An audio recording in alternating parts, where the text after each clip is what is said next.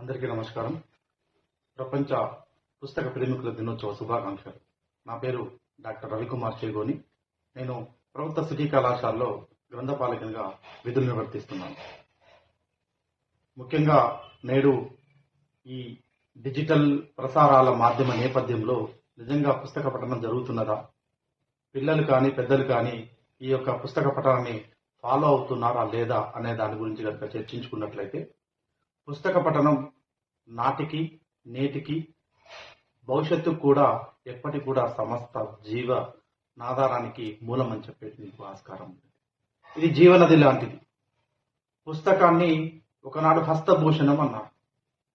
మరి నేడు హస్తభూషణం స్థానంలో సెల్ ఫోను హస్తభూషణంగా తయారైంది.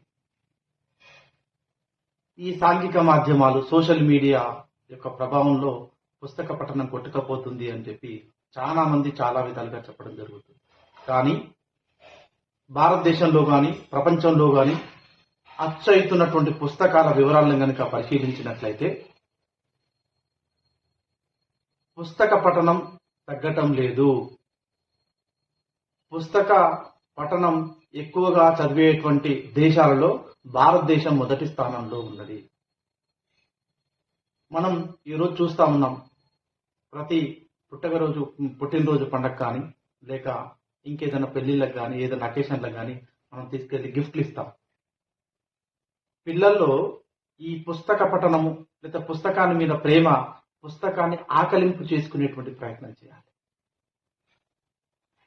పెద్దవాళ్ళు ఎవరు కూడా మనము శ్రీశ్రీని చూసి ఉండకపోతుండొచ్చు, లేకపోతే రవీంద్రనాథ్ ఠాగూర్ను చూసుకోపోతుండొచ్చు. కానీ రవీంద్రనాథ్ ఠాగూర్ యొక్క ఆత్మ, శ్రీశ్రీ యొక్క ఆత్మ ఈ పుస్తకాల్లో ఉంటాయి.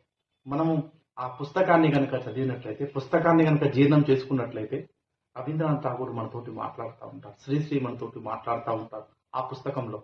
అందుకే పుస్తకం హస్తభూషణమే కాక మస్తిష్కానికి వికాస సాధనం. ఒక సిరా చుక్క 1000 మెదళ్లను కదిలించే సాధనం ఎలా అవుతుందో, సిరా చుక్కల యొక్క సమూహం పుస్తకం 1000 మెదళ్లకు కదలికగా ఉంటుంది. జ్ఞాన వికాసానికి ఇది మూల సూత్రం, సాధనంగా పనిచేస్తుంది. అయితే మనం చేయాల్సిందల్లా ఒకటే, పుస్తక పఠన కార్యక్రమాన్ని, అయితే పుస్తక పఠనం అనేటువంటి అలవాటును పిల్లలకు చిన్నప్పటి నుంచే అలవాటు చేయాల్సిన అవసరం ఉన్నది.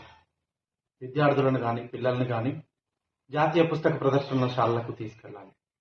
రచయితలు పుస్తక ఆవిష్కరణ జరుగుతున్నప్పుడు, కవులు పుస్తక ఆవిష్కరణ జరుగుతున్నప్పుడు ఆ యొక్క కార్యక్రమం